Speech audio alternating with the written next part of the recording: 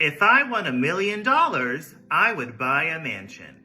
If it rains, we'll have to go home. I can help out if necessary. These are all basic uses of conditionals that you probably learned in a regular English class, but here are 3 advanced conditional phrases we actually use that you probably wouldn't learn in a normal English class.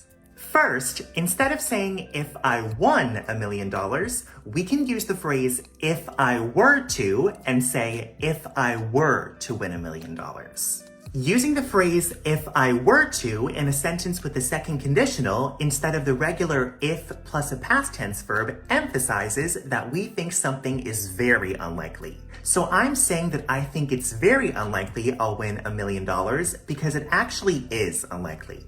And instead of saying if it rains, we can replace if with the phrase in the event that, which is just another way to say if, and say in the event that it rains. This phrase is a bit formal, but we do still use it when speaking, and unlike if, it can also be used with nouns in sentences like in the event of an emergency, just stay calm.